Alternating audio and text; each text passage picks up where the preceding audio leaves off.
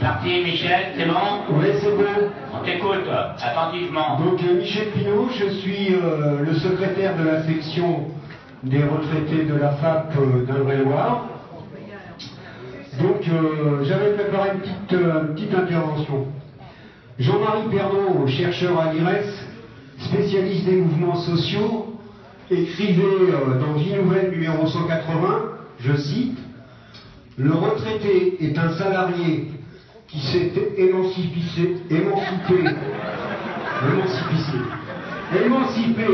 de son rapport de subordination à l'employeur.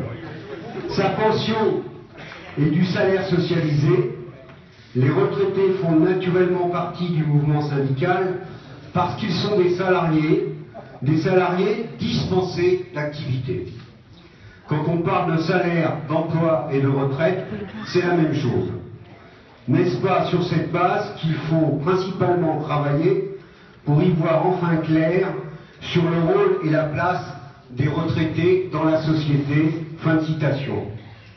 Un des derniers dossiers de Vie Nouvelle, le numéro 196, disait, je cite, « 15 millions de retraités, ça compte. Analyser le statut et le rôle des retraités aujourd'hui dans le quotidien d'une société qui va de plus en plus mal est d'autant plus important. Le fait d'être en retraite ne nous soustrait pas à la contradiction entre le capital et le travail qui demeure le principal pilier de l'architecture de la société. Nous sommes libérés des liens de subordination, mais pas du patronat. D'autant plus que les retraités constituent une variable d'ajustement privilégiée pour des politiques publiques soumises aux intérêts financiers. La montée des inégalités, l'existence d'un chômage de masse, le démantèlement des conquêtes sociales, la violence des conflits sur toute la planète concernent les salariés et y compris les retraités.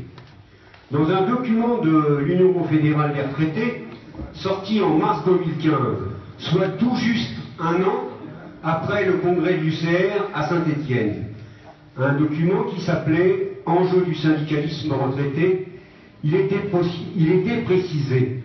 Aujourd'hui, les retraités sont organisés sur le même principe que les actifs. Section dans les syndicats coordonnés par les UFR, dans des USR attachés à des UD, mais pas dans les régions. Ce type d'organisation ne résiste pas à l'analyse. Les retraités ne sont définitivement plus dans l'entreprise. Ce n'est plus là qu'ils doivent être organisés. Leur passé professionnel fait partie de leur mémoire et non de leur avenir. Leur place est dans l'organisation syndicale de retraités de proximité. C'est précisément ces orientations qui ont été très majoritairement rejetées en mars 2014 au congrès du CR de Saint-Étienne. Je remarque d'ailleurs que c'est ces mêmes prétendus qui n'apparaissent plus dans le document d'orientation qui nous est soumis pour le congrès du CR de Bordeaux.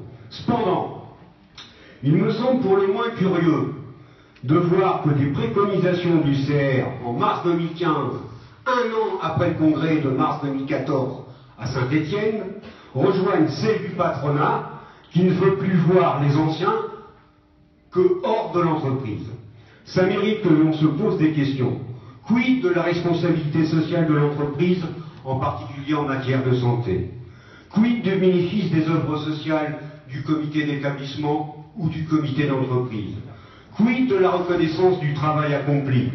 Quid de la transmission d'expériences syndicales, etc., etc. Il est d'ailleurs précisé plus loin dans le même document, nous sommes interrogés. Faut-il rompre avec les structures professionnelles? Non, mais à condition que soit privilégié un syndicalisme de proximité, quartier et commune. De nombreux exemples nous montrent quotidiennement que l'organisation des salariés en retraite au sein d'un syndicat professionnel est loin d'entrer en contradiction avec l'action de proximité. Les liens que nous entretenons, nous, section syndicale FAT, avec le syndicat départemental, le syndicat des actifs, nous permettent de nourrir, par exemple, la lutte que nous menons de manière interprofessionnelle avec l'Union départementale et l'idée Cosa, et même certains comités de quartier contre la fermeture des bureaux de poste de proximité à Tours. C'est ça le syndicalisme de tous les âges, et non pas le repli sur soi dans des structures cloisonnées. La situation des salariés en retraite est très diversifiée. Leurs motivations le sont également. Plutôt que de préconiser un modèle unique de structuration, je préfère qu'on fasse en sorte qu'une diversité de possibilités y réponde.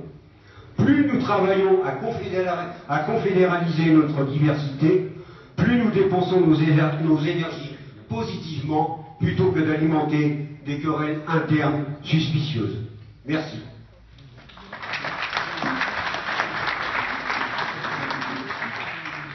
Sur la question du rapport de force, parce que par exemple, dans ma section à moi, quand on a une réunion du USR local, on parle de tout sauf que la question des retraités. On parle de l'activité dans l'UD, on parle de l'activité dans l'union locale, etc.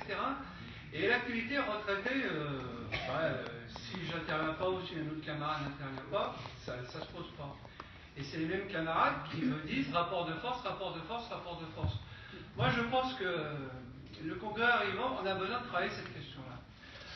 Si on veut construire le rapport de force, il y a besoin que toute la société, enfin tout le monde du travail, et ceux qui sont hors du travail, ils se mobilisent à leur niveau. Je pense que c'est comme ça qu'on construira le rapport de force. C'est-à-dire, je pense que pendant des années, j'ai vécu dans l'UGIC où il fallait le travail spécifique de l'UGIC.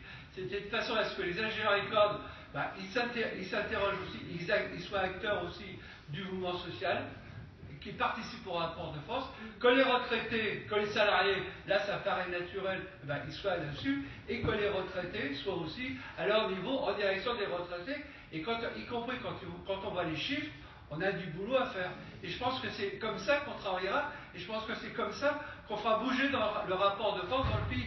Ça veut dire qu'on a une responsabilité par rapport à ça, c'est de travailler en direction de nos catégories.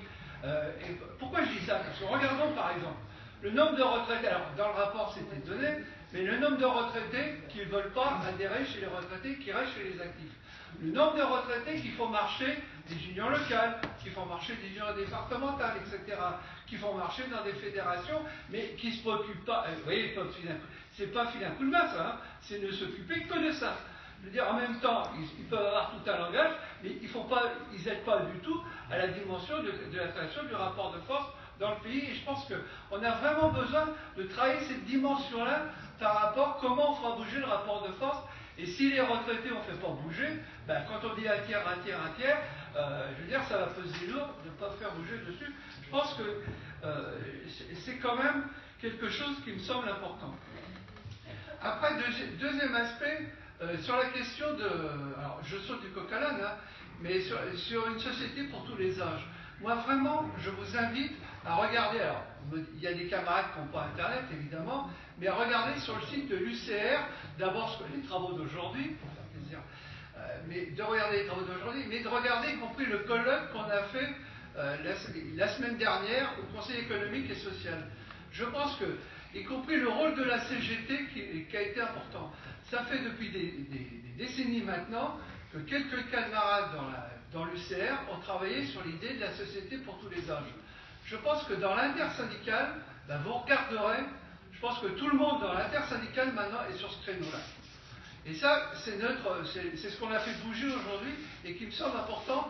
Et moi, je pense, y compris chez les chercheurs, les chercheurs, ils n'ont pas mis autant de temps que nous à travailler sur cette question-là. Moi, je vous invite véritablement à regarder sur le site de l'UCR ces questions-là parce que ça me semble important. Et je trouve que ce moment-là était un moment très riche. Alors, vous m'excuserez, il y avait on n'avait que 40 places, hein, c'est tout dans le Conseil économique et social pour ce débat. Mais je trouve que vraiment, il y a des choses par rapport à ça qui sont en train d'évoluer fortement. Après, moi, sur la question de la reconnaissance des retraités, moi, j'insiste beaucoup sur l'aspect, ça a été repris, hein, mais quand même, hein, parce que je ne suis pas convaincu qu'autour de nous, tout le monde ait la mesure. Hein. Vous voyez, on parle des vieux, même nous, hein, moi je dis, hein, on parle des personnes âgées, on parle des retraités, etc. Mais politiquement, ça a vraiment du sens que le mot retraité ne soit plus du tout prend en considération. Ça veut dire que, mesurons, hein, on parle, regardez, y compris dans la loi d'adaptation de la société au vieillissement, c'est les handicapés et les personnes âgées. Et là, j'ai enlevé le mot retraité. Hein. Ça veut dire qu'y compris, on s'occupe des handicapés, je veux dire, on s'occupe de la petite enfance. Regardez d'ailleurs le nom de notre ministre, hein. Regardez tous les titres qu'elle a. Hein. Ça veut dire qu'elle s'occupe de la petite enfance, elle s'occupe de tout, mais le retraité n'existe plus. Hein. Donc moi, véritablement, je vous invite vraiment à amener la bourre et à s'expliquer par rapport à ça, parce que c'est un enjeu de société. Ça veut dire que si quand vous avez quitté le travail, vous êtes salarié, donc vous existez, vous n'êtes pas en maladie, vous n'êtes pas en perte d'autonomie, pendant tout ce temps-là, vous n'existez pas. Hein, sauf pour les politiques, hein, sauf pour le Front National, parce que moi je précise que traditionnellement, les retraités ne votaient pas Front National. Aujourd'hui, le Front National s'intéresse aux retraités. Hein, donc là-dessus aussi, on a quelque chose à mener. Donc ça veut dire qu'on a véritablement une bourre par rapport à ça à mener. Et sur l'aspect, vous voyez, il y a dans l'intersyndicale, il y a un camarade qui dit c'est scandaleux qu'on dépende, nous retraités, du ministère de la Santé et des personnes âgées, on devrait dépendre du ministère du Travail. Ben moi je partage totalement cette idée. En plus, vous voyez le sens que ça donnerait, y compris, ça voudrait dire qu'on est toujours lié au travail. Et il me semble que c'est quelque chose d'important. Après, le quatrième point sur lequel je voulais intervenir, c'est sur les mobilisations militaires. Alors j'ai appris que, par exemple, chez camarades, il va y avoir une réunion intersyndicale. Est-ce qu'on mesure dans la merde syndicale où on est dans le pays, excusez-moi d'employer cette expression quand même, hein, mais d'avoir été capable depuis 2014, avec des organisations consignées, la loi El Khomri, consignées sur les accords Artois-Agir, etc., d'avoir les 9 organisations syndicales, dont la CFTC, dont la CGC, qui sont capables de travailler ensemble. Je pense qu'on a vraiment intérêt, alors on va arriver au Congrès, mais ça me semble important de prendre cette mesure, y compris par des camarades qui ont des relents, qui se disent, ouais, je précise que par exemple la CFTC, sa direction confédérale a signé sur l'Arco-Lagir, et ben la direction confédérale des retraités, la direction confédérale de CFTC dit aux retraités, vous vous démerdez, vous faites ce que vous voulez. Pourquoi je précise ça? Parce qu'à un moment donné, le secrétaire général de la CFDT a téléphoné au secrétaire général de la CFTC pour leur dire ça ne peut pas tenir, vos retraités dessus. Le secrétaire général de la CFTC a répondu c'est pas mon affaire, tu vois avec les retraités. Donc je pense qu'on est dans un climat quand même en ce moment qui est quand même intéressant. Quand même, en même temps, les retraités, en 2016, on s'est coltiné la loi comme nous retraités avec les actifs, mais on s'est quand même coltiné 3 manifestations dessus. Et je pense que, on arrive à la préparation du congrès, moi je voudrais insister sur une idée, parce que ça commence à monter un peu, et puis on est un peu fatigué quand même, c'est l'idée à quoi ça sert toutes les manifs qu'on a fait. Bah, je vais mettre un hiatus. 2014, si on n'avait pas fait la mobilisation nationale, il n'y aurait pas la loi sur la société du vieillissement. Elle n'existerait pas. Elle avait déjà disparu. La manif de 2014 a fait que le texte est revenu. Alors, il nous plaît pas, c'est pas ça, mais ça a permis de relancer. Deuxièmement, l'autre fois, on a fait une délégation au ministère, la dernière manif de septembre, on a rencontré le mec du ministère. Et le mec du ministère qui nous dit, ouais, mais attendez, vous n'allez pas vous plaindre. En Allemagne, ils perdent 20% de pouvoir d'achat, en Espagne, ils perdent de 15%, et je ne vous parle pas de la Grèce. Ouais, sauf que, si on ne perd pas, ça c'est les directives européennes. Si on n'avait pas mené la bourre en France, on n'en serait pas là, hein, quand même. Donc je pense qu'y compris ce que la CGT a fait bouger avec les 8 autres organisations, bah, ça a permis en fait que les choses quand même, elles soient ce qu'elles sont. Alors, ça ne nous satisfait pas, on va se battre pour l'augmentation de nos pensions, évidemment, on va se battre sur les questions revendicatives, santé, etc. Mais quand même, en même temps, on a quand même su tenir un rapport de force dans le pays, quand même, qui est... Sauf qu'aujourd'hui, on est devant un problème, quand même, c'est l'élargissement du mouvement. Moi, je ne sais pas, bon, il y a un certain nombre de camarades qui mesurent la chose. Quand même, on a du mal aujourd'hui, quand même, à un peu élargir le mouvement revendicatif, quoi. On fait des manifs, mais finalement, globalement, on tourne un peu ensemble, donc on a une responsabilité à regarder comment élargir ce mouvement. Alors, lundi après-midi, on se revoit avec les autres organisations syndicales. Alors, 2 objectifs. Hein. Un, l'idée d'une consultation qu'on va travailler. Alors, la consultation, vous êtes au courant qu'elle était déjà programmée, sauf qu'elle a du mal à sortir. Bon, mais elle sortira quand même. L'idée, c'est d'aller consulter l'ensemble des retraités. Mais sur des questions simples, pouvoir d'achat, conditions, mécontentement, etc. Vous voyez, c'est pas faire une consultation, on n'est pas l'INSEE, quoi. On n'est pas à l'Institut de sondage, mais c'est d'aller discuter avec les retraités de leurs préoccupations revendicatives. Ils remplissent bien, ils remplissent pas bien, mais vous voyez, ça permet, on est dans un endroit, on discute avec eux dessus. On va la mettre en ligne, la consultation. Il y aura y compris plus de questions posées. Par exemple, il y a une question qui nous martèle forte, les uns et les autres, c'est la question des dépassements d'honoraires, la question, y compris dans les personnes d'établissement, le reste à charge, par exemple. Je pense que ça, on n'est pas bon là-dessus. Hein. Donc on a besoin, y compris, de débattre avec les gens de cette question-là, parce qu'ils l'ont en tête, les gens. Mais comment ils arrivent à l'exprimer, et je pense qu'on a une responsabilité dessus. Donc il y a ça, et maintenant, dans la tête de tout le monde, c'était encore une proposition qui était venue de la CGT au lendemain, pour donner des suites au congrès, c'est l'idée qui est acquise maintenant que le 30 mars, on est dans l'action, dans toute la France, sur la question de notre pouvoir d'achat. Et donc les choses sont acquises, donc prenez acte, hein, on est tous d'accord sur la question de la consultation et sur la question de la manifestation du 30. Dernier point, je voulais réagir par rapport à ce qui a été dit par le dernier camarade là. Moi, il n'est pas question de mettre en cause, pour ça qu'y compris la camarade, elle a très bien, je trouve, j'ai très bien compris ce qu'a dit la camarade, on n'a pas mis que des guillemets, on ne mettra pas en cause les unions fédérales, c'est pas ça. Sauf qu'on est devant un enjeu. D'abord, pour préciser d'abord, c'est vrai que quand tu pars en retraite, au moment où tu pars en retraite, surtout que tu as des retraités qui partent à 50 ans, 55 ans, ou des gens qui partent, ils sont profondément encore attachés à l'entreprise. Mais après, compris, je retrouve des camarades à moi avec qui on a habité en Seine-Saint-Denis. Leur rapport avec la Seine-Saint-Denis, il est dépassé maintenant. Et leur rapport, il est d'abord avec leur lieu de vie. Après, quand tu arrives à 70, 80 ans, tes conditions de vie, elles ont complètement modifié. Ton problème principal, c'est pas ton rapport avec ton entreprise, ton problème principal est d'abord avec la santé, les conditions de transport, de ne plus avoir de commerce dans ton coin, etc. Je veux dire, moi je suis d'accord, prenons acte du fait qu'au fur et à mesure des années, bah, tu es de plus en plus rattaché aux questions de territoire. Mais sur la Poste, par exemple, tu dis sur la Poste, mais moi je suis retraité, j'ai jamais été à la Poste, mais je suis aussi mobilisé sur les questions de la Poste. Hein. Je veux dire, comme citoyen, je suis concerné. Donc, tu vois, la question, c'est comment mieux travailler sur les questions territoriales sans lier le fait qu'elle est camarade. J'ai fait un lapsus, excusez-moi, en prenant comme exemple les camarades de la fac. Bon, la fac, ils n'ont plus rien, mais je suis d'accord en fait sur l'idée qu'il y a encore des camarades, comme dans les cheminots, comme dans l'énergie, qui ont encore des acquis et sur lesquels ils vont se battre. Donc là, effectivement, ça a du sens que les camarades, ils restent en lien avec leur entreprise.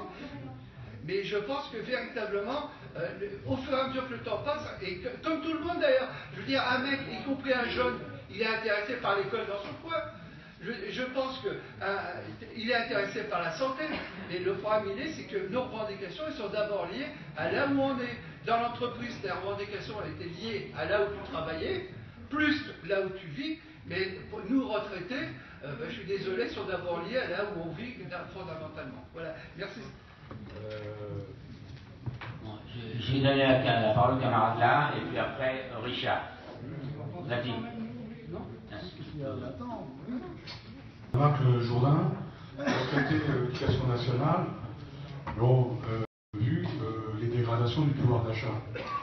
Et donc, en même temps, ça participe aux repères qui permettent de construire des rapports de force tels que démarrer dans la vie active avec tel minimum. Et ce minimum, on va le piocher où? Dans le SMIC interprofessionnel.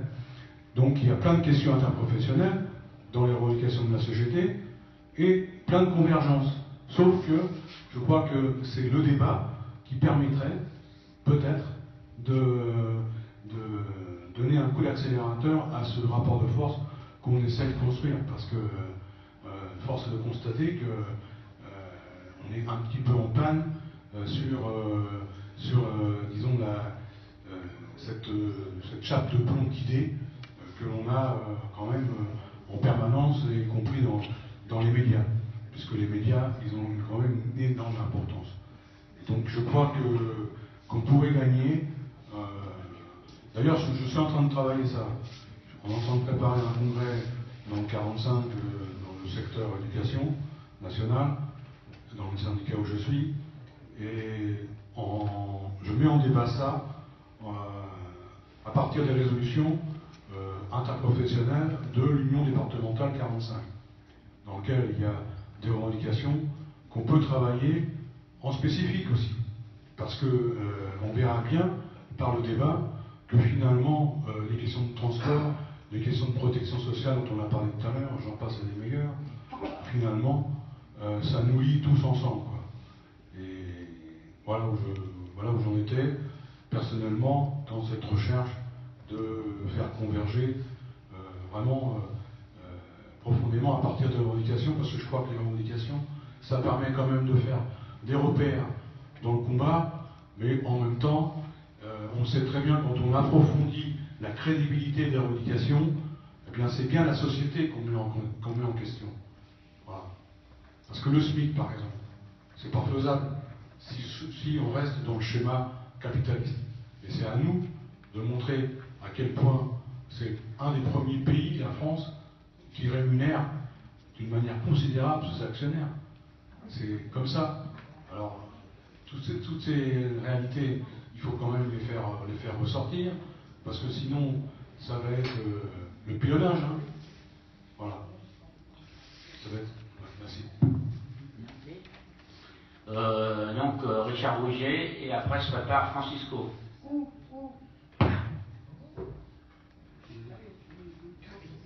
Jean-Pierre veut voir que... Il va me permettre de prendre mon train plus tôt parce qu'il a fait une partie des conclusions. Non, je plaisante. Non, je voulais, il faut bien un peu d'humour dans ce travail sérieux là. Je voulais intervenir après les camarades de la FAP. Je suis aussi de la FAP, hein, dans un beau département de la Vendée. Et moi, moi, je partage l'idée que c'est pas le cas, hein, mais pas de langue de bois. Oui, tu as raison. L'Union confédérale des retraités, alors je reviens un petit peu en arrière. Hein.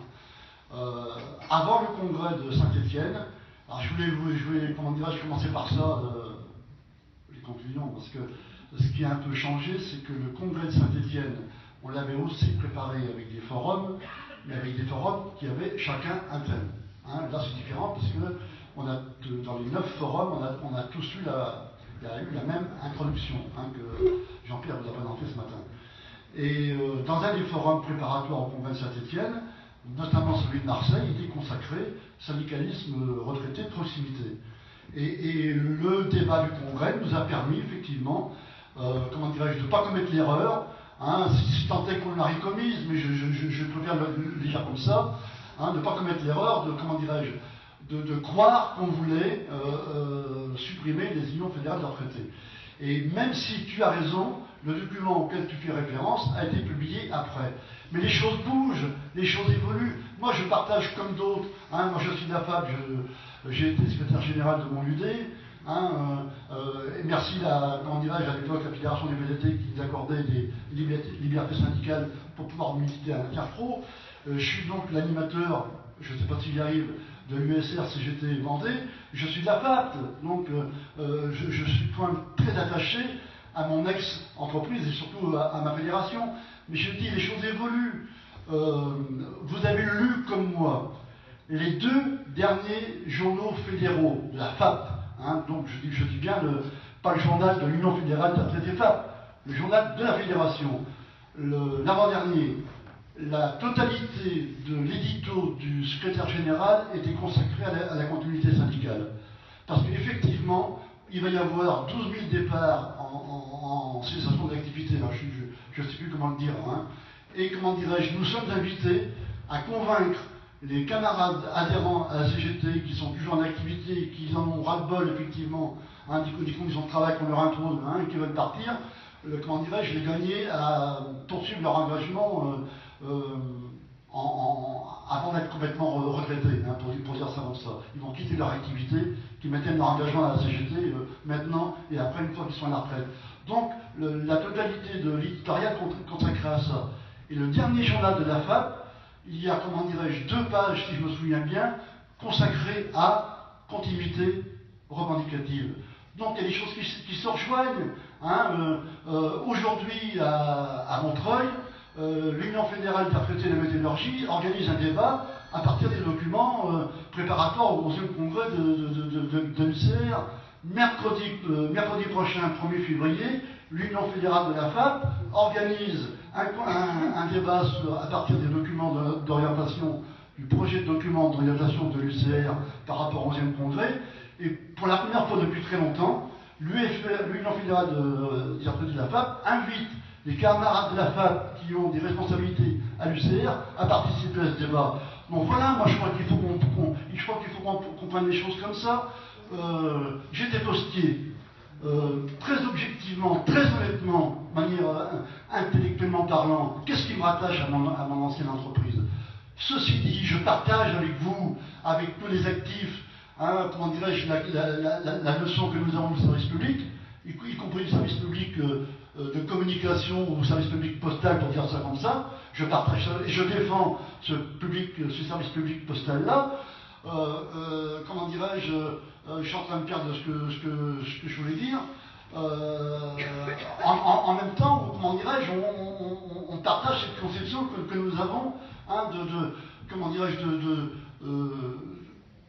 la revendication, elle naît. Alors, j'oubliais, oui, donc je posais la question de savoir puisqu'il me rattachait à mon ancienne administration, mais je partage l'initiative de l'Union fédérale de la FAP, comment dirais-je, sur le financement de la complémentaire santé, pour dire ça comme ça, pour les retraités de la Poste, de France Télécom ou d'Orange, hein, qu'on ait une complémentaire qui soit au niveau de celle des actifs, parce qu'on l'a dit aussi depuis ce matin, on le dit ailleurs, il y a beaucoup de retraités, y compris postiers, qui ne peuvent plus se soigner parce qu'ils ne peuvent plus financer des complémentaires.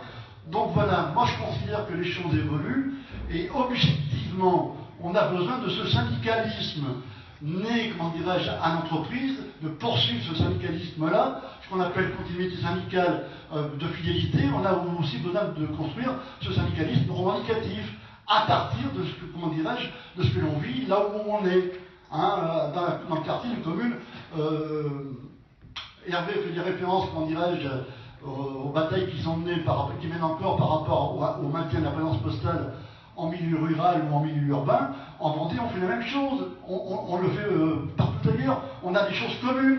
Il faut qu'on continue à travailler dans ce sens-là. Dans les médias, moi je vous invite à vous plonger dans le projet de document d'orientation, à le lire, éventuellement à l'amender, et vous verrez que dans le chapitre consacré à la syndicalisation et vie de l'UCR, vous savez que chaque chapitre se termine par le Congrès décide.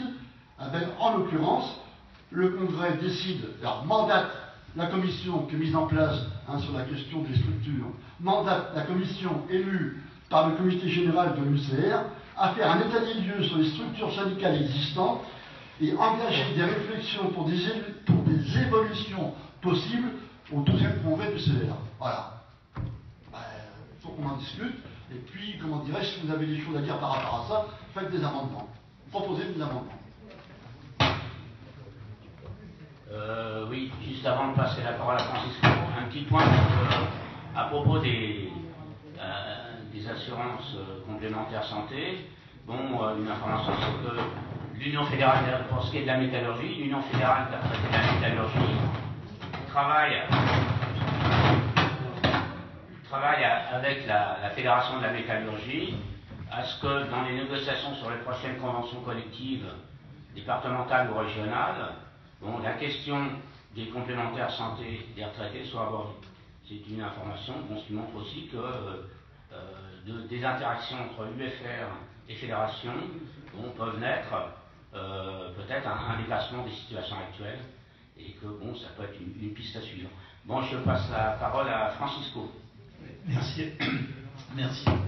Donc, Francisco Gaviria Moreno, je suis le responsable de la section des retraités d'EDF et GDF sur le département. Je dis encore EDF, GDF parce que ce sont les entreprises historiques et on sait de quoi on parle.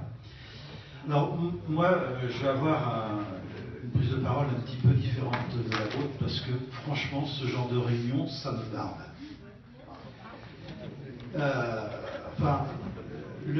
un rapport introductif, puis après les camarades qui prennent la parole les uns après les autres, ils prennent la parole pendant 5 minutes, 10 minutes, voire plus, etc. Moi, je ne vois pas la plus-value que ça peut apporter à la préparation d'un congrès du CR. Je le dis comme ça, on est loin d'une belle CGT ambitieuse, dynamique, capable de changer les choses. Moi, je le ressens comme ça. J'ai l'impression, alors je vais être grossier, mais vous m'excuserez, j'ai l'impression d'être dans un truc de vieux. J'ai envie que ça soit un peu plus dynamique, quoi. Pourquoi on n'a pas, je dirais, en petit groupe, des débats, pourquoi on n'a pas une discussion interactive, etc. Il faut, quand on lève la main pour prendre la parole, on a 2 heures après, quoi. Alors on est complètement en décalage avec ce qui vient de ce qui s'est dit avant, et puis le copain d'après, il va être encore, je dirais, dans une discussion différente, quoi. Alors moi ça m'emmerde. Je vous le dis franchement, ça me casse un peu les pieds, quoi. Et on est loin, quoi, d'une CGT utopique aujourd'hui. Où est-ce qu'on a placé notre utopie aujourd'hui? Alors c'est vrai que c'est difficile. La situation économique, sociale et politique, elle fait que c'est compliqué pour nous. Et on est les seuls, au point de vue syndical, à avoir le discours qu'on porte. Mais, enfin, j'ai écouté hier, pour la première fois, le débat sur les primaires de l'Alliance. Hamon, il a dit une chose que je partage. Alors, c'est pas le candidat avec lequel c'est pas le candidat qui va avoir ma voix au premier tour des présidentielles. Mais il a dit, il faut donner l'envie enfin, comme il a dit ça, je ne me rappelle plus. Donner l'envie d'un futur désirable. Eh bien, la CGT, c'est ce qu'on devrait faire quand même, parce que on en est loin aujourd'hui de cette envie. Franchement, si on avait dans la salle des gens qui ne sont plus syndiqués ou qui étaient sympathisants, etc., je ne suis pas sûr qu'on leur donne l'envie d'être syndiqués aujourd'hui. Merci Francisco. Franche parole. Ensuite, 17, c'est un copain au milieu, peut-être le copain en blanc. Oui, c'est toi. Le 17, il est là. C'était peut-être pas Charente-Maritime, mais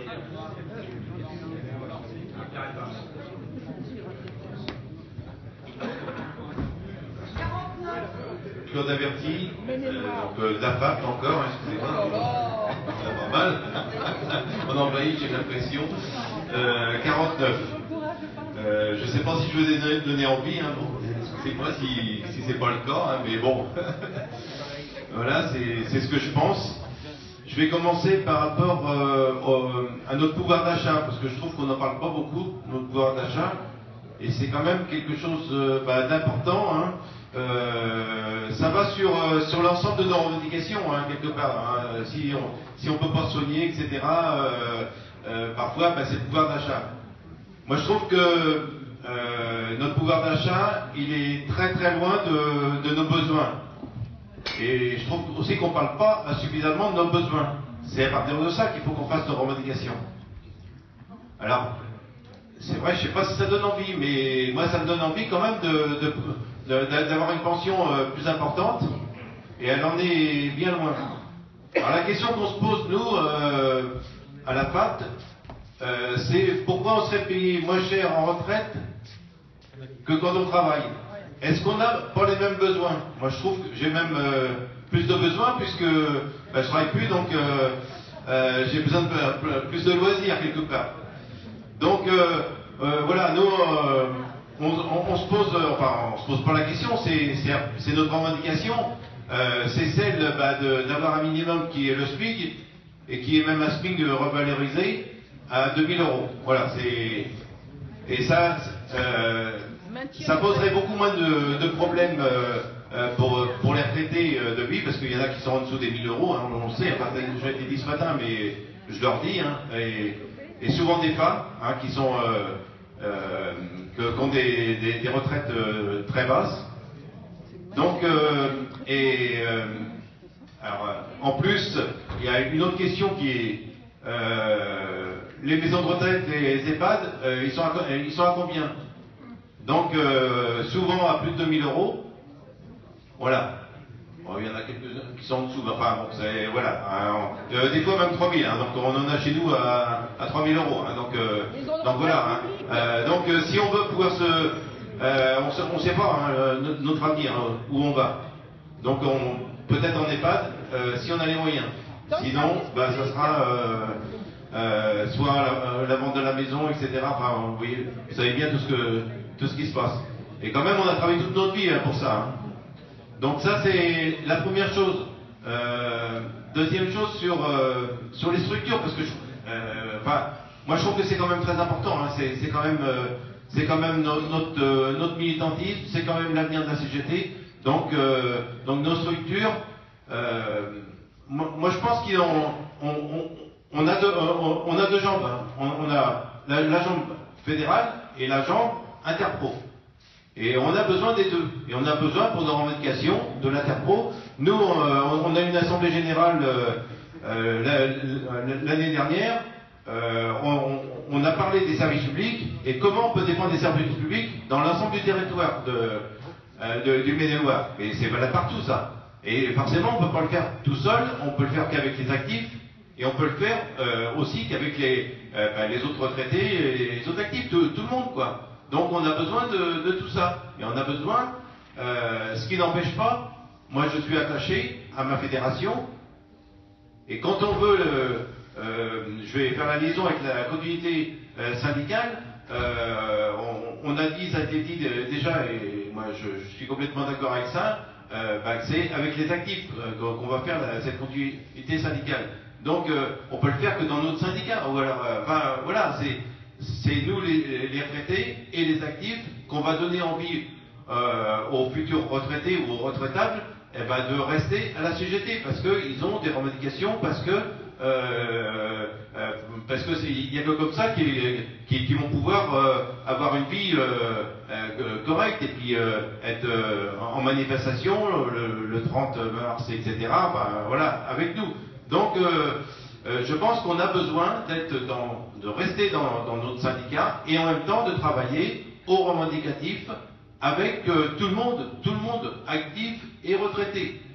Donc voilà. Sur la continuité syndicale, nous on a mis en place, c'était dit, une formation des retraitables, aussi bien pour les syndiqués que pour des sympathisants. C'est sur 2 jours, avec on parle de la Sécu, on parle de la mutuelle, on parle de la vie de la CGT, des revendications, etc. Et ça permet à un certain nombre de retraitables de rester à la CGT. Il y en a quand même qui démissionnent, hein, mais on est à peu près autour de 70% qui restent à la CGT quand même, et les militants restent à la CGT, donc c'est quand même pas rien quoi. Hein. Donc je le dis, hein, c'est quand même quelque chose. Faut leur donner envie de rester. Hein. Ça se vient pas comme ça. Il y en a plein qui nous disent ça sert à rien d'être syndiqué à la retraite. Si, ça sert à quelque chose. Et forcément, c'est pas quelque chose qui est dans la tête parce qu'on n'en parle pas assez quand on est actif, etc. Tout ça. Dernière chose sur les cotisations. Nous, on est au 1% depuis plus de 10 ans. Hein. On a perdu, quand on s'est mis au 1%, moi j'étais pas retraité encore, hein, et on a perdu 2 camarades hein, qui ont démissionné, un qui s'est resyndiqué après, voilà, c'est tout. Et ça, on est des retraités à temps entier, hein, voilà, et donc on est dans les manifestations d'actifs et de retraités, etc., etc. Je pense qu'on participe, et on participe à la vie de notre syndicat, hein, mise sous pli pour les actifs, etc., surtout quand il y a des élections, voilà. Donc, je pense que le travail de la CGT, c'est un travail complet, avec tout le monde, actifs, retraités, et on est entièrement CGT. Merci. J'avais juste une petite idée là, en réaction au discours de Francisco, c'est... depuis des années, la CGT parle d'un nouveau statut du travail salarié, mais il l'arrête à la retraite. Pourquoi est-ce qu'on l'arrête à la retraite et pourquoi la période de retraite n'est pas intégrée dans le nouveau statut du travail salarié? Bon, c'est une question un peu posée comme ça. Donc c'est Geneviève qui était au fond de la salle qui va avoir la parole. Il reste à peine 35 minutes. Bon, il y a 5 inscrits, on ne prend plus d'inscrits, hein, c'est clair.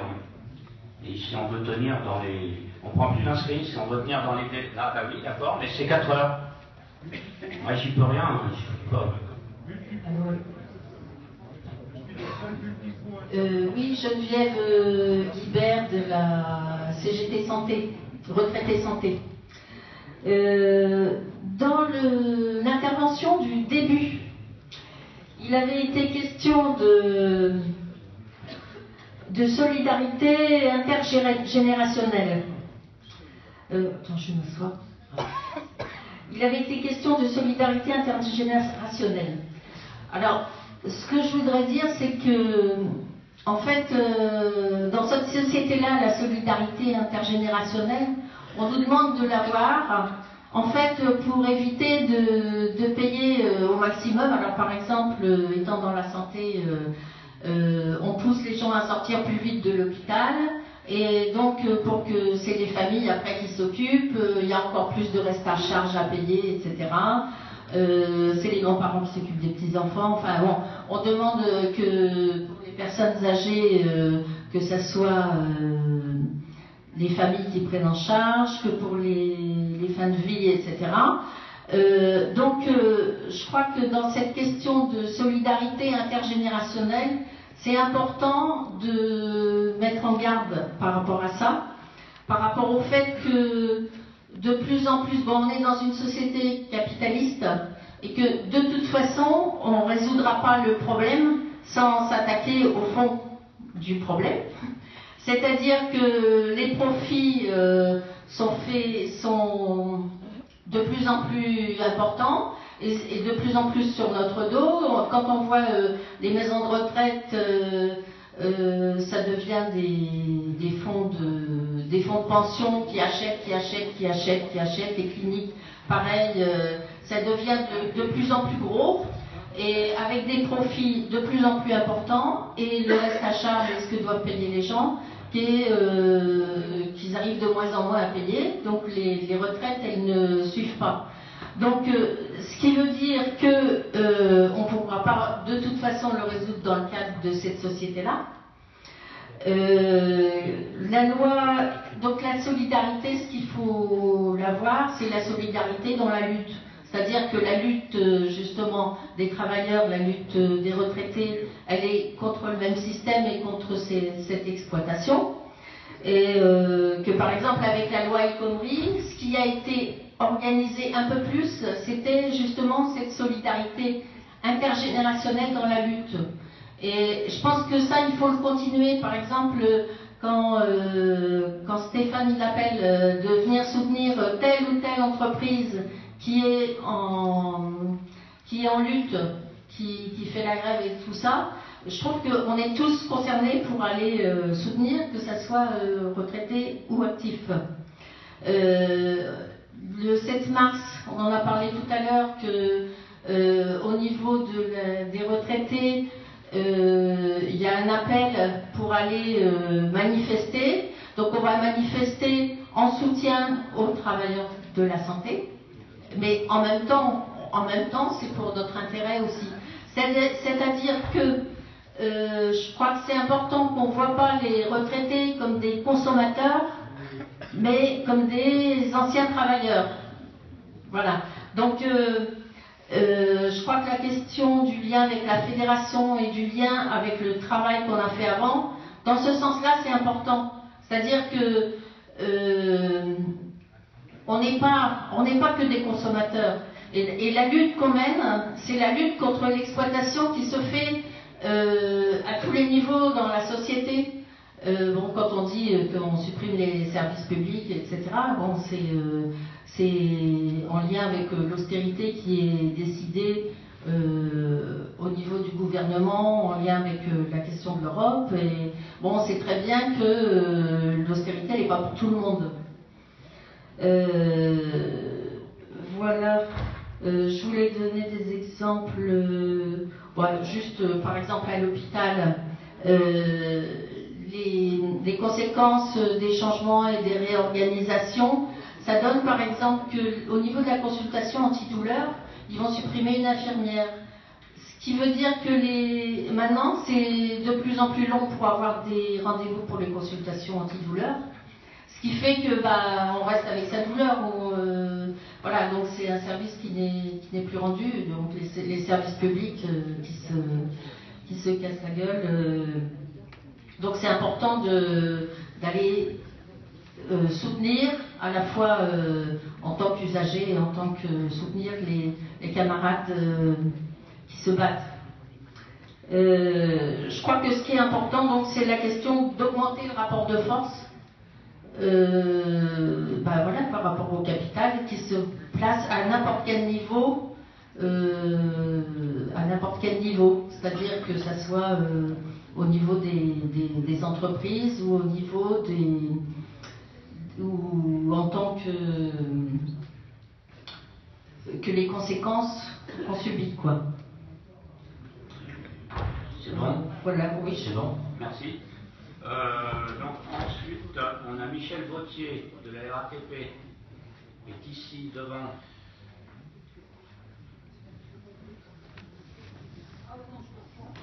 Ouais. Non. Allez me dire, c'est sport. Bon. Ensuite, selon tu auras Jean-Yves Germain, Oui. Qui est là. Voilà. Bon, je m'excuse auprès du camarade de l'EDF. Il va peut-être s'énerver un peu plus. Je crois que c'était mon camarade qui était à côté de moi à table. Alors, mais je suis vieux retraité. J'ai 79 ans. Mais je vais quand même intervenir. Donc sur deux points. Le premier sur un résultat des élections qui viennent de se tenir à la RATP pour les retraités, puisque tous les 4 ans, les retraités votent pour élire les représentants à la caisse des retraites. Et pour la première fois, la CGT vient de passer la barre des 50%.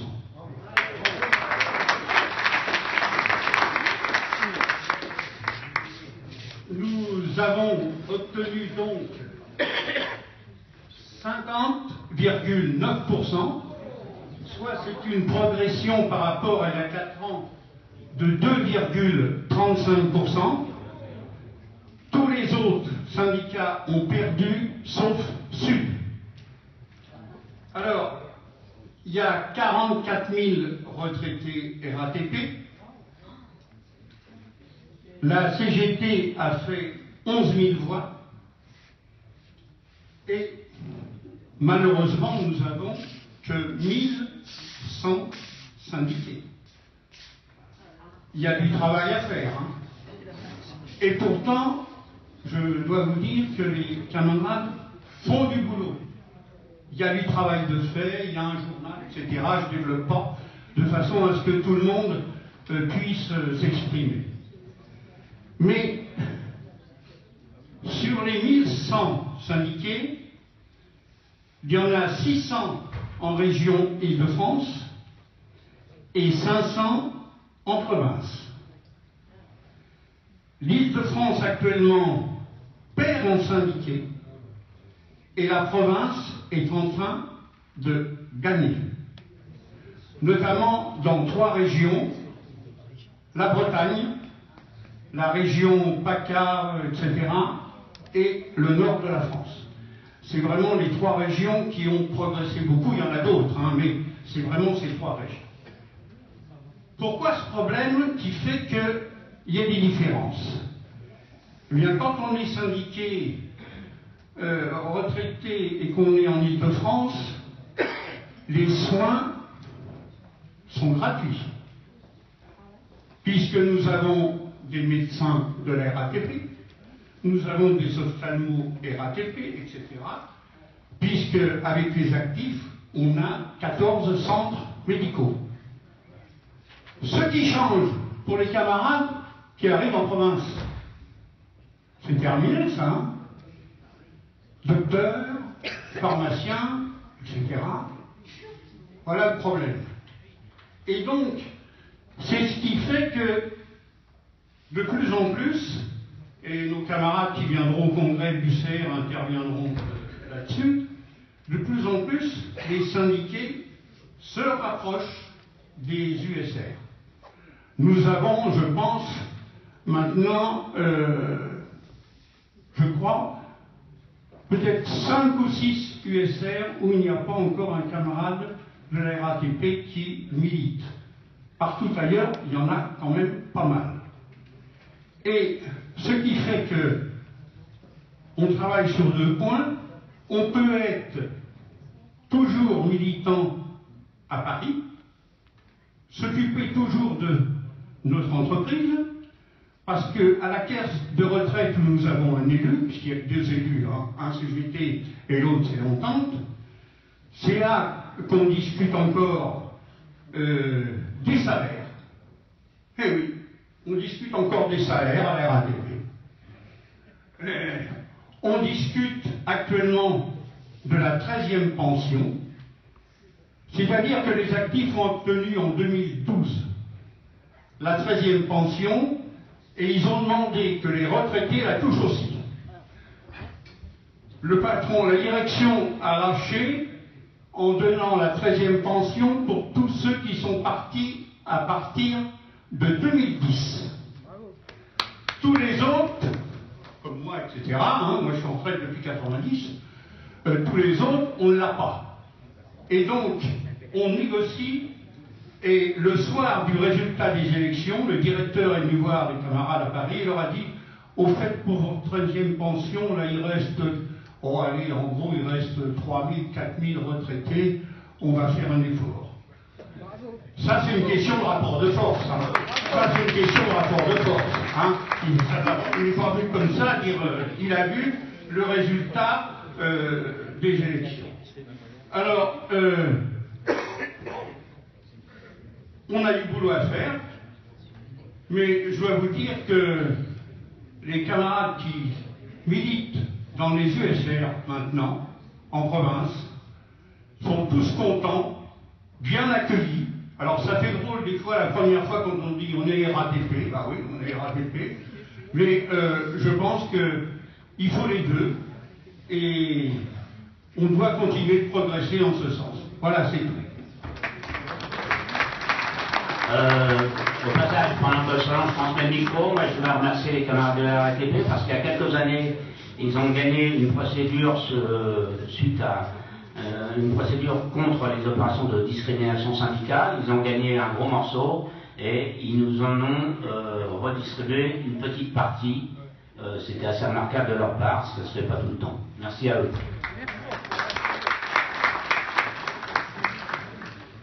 Jean-Yves Jamin, des cheminots de Loche. J'espère pouvoir être contredit, même si je suis dans les derniers, mais notre fédération, celle des cheminots, a une spécificité.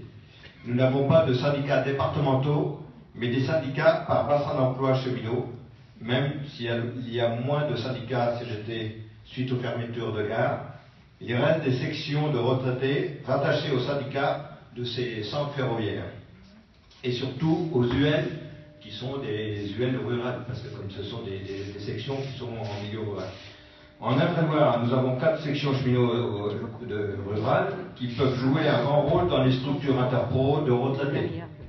Nous souhaiterions que l'on regarde au niveau des syndicats départementaux comment les militants isolés à 30 ou 50 km de leur section départementale pourraient mieux participer aux structures de leur localité pour avoir une activité CGT et surtout d'aller rencontrer les retraités de leur ancienne entreprise dans leur entourage pour syndiquer ou resyndiquer d'anciens camarades.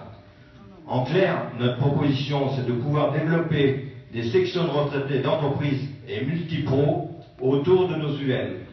Je prends l'exemple de notre section, qui n'avait plus que 4 adhérents il y a 9 ans. Par un plan de travail, nous permet d'être 22 aujourd'hui. Sur les 22, 11 sont arrivés par la continuité syndicale, et c'est du 100%, et 11 qui sont des adhésions. Et pour moi, cela serait possible dans toutes les sections de retraités qui pourraient être créés en rural. Nous avons besoin d'un syndicaliste de proximité autour de nos UN. Nos réunions tous les 2 mois nous permettent de travailler sur les questions revendicatives, professionnelles et interpro, de participer aux actions interpro, travailler sur les documents préparatoires aux différents congrès, avec possibilité d'amendement, comme cela a été le cas pour le 51e congrès de la CGT. Quelques mots aussi sur la communication CGT. Les retraités de notre section reçoivent 4 journaux, la Tribune des cheminots, le journal confédéral Ensemble, le lien de l'USR 37 et 8 nouvelles. Ils sont tous abonnés. Ces journaux nous permettent de lire CGT et d'échanger CGT face à la pensée unique. Tous nos écrits CGT nous arrivent par mail et notre section n'est équipée qu'à 50% pour être reliée auprès de chaque syndiqué. En clair, il n'y a que 50% des syndiqués qui ont l'outil Internet. Il nous reste donc à faire un effort d'envoi pour permettre à ce que l'ensemble des courriers, enfin par courrier, que l'ensemble des syndiqués reçoivent toute l'information CGT. Merci. Merci. Alors, après, il y a 3 camarades plutôt au fond, là, de ce côté-là, dont Isabelle Rocher, mais elles sont 3, là. Bon, je ne me rappelle plus trop dans quel ordre. Bon, bah, elles peuvent s'arranger entre elles, elles auront la parole chacune à tour de rôle. Il y a 20 minutes. Non. Je prends la camarade après. D'accord. Bon, Isabelle Rocher, donc moi j'étais aux orgas sociaux, je travaillais à la CNAV. Donc on n'a pas de continuité syndicale au niveau de la CNAV de Tours, donc je me suis syndiquée à l'Interpro avec Hervé, et on en est vraiment très satisfait, puisque dans la nature on était régime général, peut-être qu'on n'avait pas trop corporatiste, je pense. Qu'est-ce que tu dis toi? Moi, je ne suis pas du tout pro, je suis à la métallurgie. Quand je viens dans vos réunions, c'est au titre de l'USR. Ah bon, c'est au titre de l'USR, voilà. Excuse-moi. Bon. Par contre, il y a une chose qui m'a un petit peu étonnée, là, parce qu'on s'occupe aussi avec mon mari, je sais pas où, on s'occupe de l'ADECOSA CGT 37, donc l'ADECOSA c'est l'association de consommateurs de la CGT, donc je ne le rappelle pas. Donc quand même on rencontre des gens de tout milieu, et notamment des retraités. Et ce qui m'étonne un petit peu là, c'est qu'on n'a pas véritablement parlé de la précarité des retraités. Moi j'ai eu des dossiers de surendettement notamment, avec des gens pour 650 € pour vivre. Les assurances sociales qui viennent vous dire qu'avec un budget comme ça, ils peuvent s'en sortir. Donc déjà, moi, je trouve ça un peu difficile. Comment dire, ces retraités, ils ne vivent pas, ils survivent. Quand on voit, moi je vois, parce qu'on fait des dossiers de surendettement quand même, il y a le Rastaric de la Banque de France, qui est à peu près, je ne sais plus, dans les 800, à peu près pour une personne seule, à peu près dans les 800 €. Il y a des retraités qui n'ont pas ça pour vivre. Et de ça, il faut enlever le logement, il faut enlever les mutuelles, il faut enlever tout ça. Il y a une paupérisation de la population retraitée, et j'ai pas l'impression, enfin je sais pas si c'est l'impression que ça vient ici, que personne ne semble concerné. Alors nous, peut-être que dans nos permanences, on reçoit des gens en très grande difficulté. Il faut savoir aussi que la Banque de France, moi j'ai fait des stages avec eux au niveau du CDRC, c'est-à-dire que la commission de la Banque de France nous ont bien précisé, quand on voit des retraités, on va vers la procédure de redressement personnel, c'est-à-dire qu'on leur efface leurs dettes, parce qu'ils n'ont aucune possibilité d'améliorer leurs revenus. Et on efface les dettes des personnes qui ont 80 ans, on leur efface les dettes, en sachant que c'est des gens qui n'ont pas vécu à crédit, c'est des gens qui n'ont pas souvent eu de dettes, on les efface les dettes, sachant que s'ils vont jusqu'à 90 ans, ils vont revenir dans 7-8 ans, et on leur effacera de nouveau leurs dettes, parce qu'ils n'ont pas les moyens de s'assumer. Et la retraite actuellement, c'est ça pour certaines personnes. C'est-à-dire que c'est même plus une question de vie, c'est une question de survie. Et j'estime qu'avec 800 €, on ne peut pas vivre. Il y a ça, derrière il y a la précarité énergétique quand même, des gens qui ne se chauffent pas. Alors quand on est en logement social où il y a le chauffage, le compris dedans, ça peut aller, mais bon c'est des charges qui sont énormes. Il faut savoir aussi que des gens qui sont en surendettement, qui ont des loyers en retard, qu'est-ce qu'on fait? On les déplace. Parce qu'ils ont, c'est-à-dire que des gens, moi j'ai eu le cas d'une personne de 70 ans toute sa vie tenait dans son T3, on voulu lui mettre un T1 bis. C'est-à-dire qu'en plus on est pauvre, mais en plus on doit liquider tous ses souvenirs. Et on n'a plus le droit d'avoir une vie décente. Et moi, c'est justement dans le document là, qui nous a été donné, il y a juste une phrase qui m'a un petit peu choquée, les retraités aspirent. Non, on n'aspire pas. C'est un devoir de donner une vie décente aux retraités qui ont bossé pendant 40 ans et plus. Parce qu'il faut savoir quand même, on parle beaucoup des femmes, mais les femmes, quand elles ont pris la décision, je parle des gens de ma génération, de faire du temps partiel pour aider les gamins. Elles ne savaient pas qu'elles allaient aller jusqu'à 62 ans, voire 67 ans pour avoir un taux plein. Ça, elles ne le savaient pas. Les gens qui ont pris du temps partiel, et après, le temps partiel, nous, c'est 25 ans. Sur les meilleures années, on le sait, parce que Francine et moi, on vient de la caisse vieillesse, on a liquidé des retraites, croyez-moi, on sait ce que c'est les calculs des retraites, quoi. Tout ça, ce sont des choses qui nous arrivent dessus, et qui font que les retraités actuellement, mais hommes et femmes, parce qu'il y a des hommes aussi qui ont eu des cassures dans le chômage. Bon, ben, le chômage, c'est-à-dire que maintenant ils sont au chômage et ils vont se retrouver au RSA parce qu'il faut qu'ils aillent jusqu'à 62 ans, parce que le chômage, bon, quand c'est pas dans les carrières longues, voire 67 ans s'ils ont des carrières à trous. Et tout ça, ils vont se retrouver au RSA à 500 € par mois. Et tout ça, c'est des réalités. Et là, je trouve qu'on n'en parle pas beaucoup. Bon, on n'est pas tous je sais pas, on n'est pas des nantis quand même. Les uns les autres, on a tous autour de nous, je pense, des personnes qui ont ce genre de problème. Et nous, la CGT, quelle est notre, je sais pas, qu'est-ce qu'on peut faire par rapport à ça? Moi, c'est vraiment une question qui qui m'interroge beaucoup. Et aussi, je voulais juste dire un petit mot, parce que le pillage de la CNSA, pour renflouer, pour payer les RSA, la CNSA, c'est... Alors, attendez que je retrouve la CNSA, c'est pour... Oui, 300 millions, c'est la Caisse nationale de solidarité pour l'autonomie. Donc, c'est quand même les retraités qui la payent aussi, et on prend dedans, le gouvernement prend dedans pour payer les RSA, alors qu'ils avaient assuré que ça serait tout gouvernemental. Et ça a été fait pour 2016, et vers 2017, on va exactement faire la même chose. Ça, c'est les organes sociaux qui nous transmettent. C'est tout. Merci. Isabelle, donc c'est Yannick de là. Et puis après, il y a la copine d'Isabelle. Et ensuite, si on pouvait faire assez vite, de façon à ce qu'il y ait un copain qui puisse terminer. Oui, ben ça va être rapide. Hein. Marie-Bonne Moulinou, retraitée santé du Cher. Et justement, l'intervention qui vient d'être faite me conforte dans ce que je voulais dire.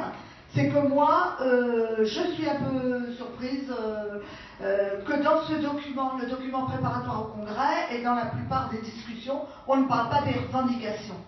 Et moi, si j'ai toujours milité, c'est pour un changement de société, et c'est des revendications dont il faut parler. Et quand on voit la situation, le SMIC à 2000 €, le SMIC à 2000 €, c'est quand même pas, quand on regarde, ça c'est en brut ce que ça fait en net, il n'y a pas de quoi faire des folies. Et bien si on se bat pour le SMIC à 2000 €, on se battra, c'est une revendication qui répond aux actifs. Et puis après, il faudra même aller plus loin, hein, parce que c'est vraiment un minimum. Hein. On se bat pour les retraités. La Sécu, c'est pareil. Après, il y a en ce moment un débat là, qui vient sur le revenu universel. Bah, on a intérêt à prendre toute notre part là-dedans, parce qu'on a un exemple, la fonction publique. C'était un exemple, je dis c'était parce qu'avec les réformes de retraite, on y a aussi touché, mais un exemple de salaire à vie. Est-ce qu'on ne va pas travailler à développer ça, à développer des grandes revendications? Alors, l'UCR, ça ne serait pas son rôle de parler des revendications, mais ça sert à quoi de faire un congrès si on ne parle pas des revendications? Parce qu'après, quand on a un idéal, eh ben, on milite pour cet idéal. Et les gens, la continuité, elle se fera. Mais cette idée, il faut repartir de là, de revendications claires, offensives, dignes de la CGT. Et là, je crois qu'on a un vrai problème, parce que j'ai l'impression qu'il va y avoir un congrès et qu'on ne va pas parler de revendications. Alors, on parle de comment s'organiser, mais comment s'organiser, pourquoi faire? Alors, parlons du contenu. Les revendications, elles doivent être discutées. Alors, si on dit qu'on n'a pas le droit de parler des revendications, parce que c'est le Congrès confédéral qui a décidé. D'ailleurs, le Congrès confédéral ne décide pas des revendications, c'est après dans les repères revendicatifs. Donc tout ça, là-dessus, il faut y revenir. Il faut qu'on reparle des revendications, qu'on refasse, alors rêver, je ne sais pas si c'est le terme, mais qu'on redonne le goût d'un idéal de société qui est possible, avec tout le fric dont les actionnaires s'empochent, le CICE, il y a du fric, il y en a, il n'y a pas de souci d'argent. Réemparons-nous de revendications qui nous donnent un idéal de société pour un changement de société, et après je suis sûre qu'on arrivera à rassembler comme à certaines périodes de l'histoire. Merci. Vallée du Cher, Celle Saint-Aignan.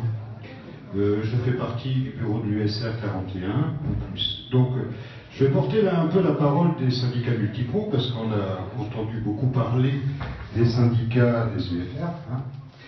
Et je pense qu'on n'a pas tout à fait les mêmes soucis. Déjà, vous expliquer un peu ce que l'on fait, nous, en syndicat multipro, complètement isolé dans notre campagne. Ben, c'est la distribution de tracts sur les marchés pour rappeler aux actions qui sont initiées par l'USR, les TCGT. On fait évidemment notre animation syndicale de retraités avec la mise à jour des cotisations, faire des débats sur l'actualité, des repas festifs aussi. Et alors ça se fait à peu près une fois par trimestre. Et puis enfin, on a fait aussi une mise en place dernièrement d'une permanence CGT retraité, jour de marché à Celles-sur-Cher, pour voir un petit peu ce qui se passe. Et là, je rejoins tout à fait ce qui a été dit derrière par rapport à la précarité des retraités que l'on voit arriver dans nos permanences et qu'on reçoit et qu'on essaye d'orienter vers les services sociaux et les différentes aides qu'ils peuvent trouver. Mais c'est vrai qu'aujourd'hui, la moyenne des retraites en Vallée du Cher, je vais vous dire, c'est 1 000 € avec les complémentaires. C'est-à-dire que ça tourne très très faible dans des sites de travail où le SMIC est la règle. Donc quand vous arrivez à la retraite, vous imaginez ce que vous avez comme retraite. Donc se pose la question de l'intérêt de se syndiquer, parce que malgré toutes les actions que l'on fait, nous on ne voit pas arriver de nouveaux syndiqués dans nos sections multipro. Et vous dire tranquillement que la moyenne des retraités de ma section syndicale est de 75 ans. Donc ça ne va pas s'améliorer, c'est-à-dire qu'actuellement nous sommes en perte régulière de syndiqués. Donc évidemment la syndicalisation pour nous est quelque chose d'important. On n'est pas dans la continuité syndicale. On ne va pas avoir des retraités qui vont venir parce qu'ils vont être envoyés par un syndicat d'actifs. Ça c'est pas ça c'est sûr. Donc se pose vraiment la question, quel est l'intérêt de se syndiquer quand on est à la retraite?